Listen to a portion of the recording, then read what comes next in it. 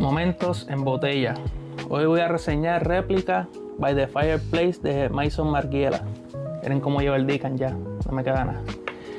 Los perfumes Réplica están hechos para capturar memorias y este sí que lo logra. Desde que me lo pongo siento una vibra súper cálida, como una noche lluviosa. Yo corro con mi esposa escuchando la chimenea, sintiendo ese calorcito rico mientras afuera hace frío. Es una fragancia súper sexy, acogedora, hasta un poquito adictiva.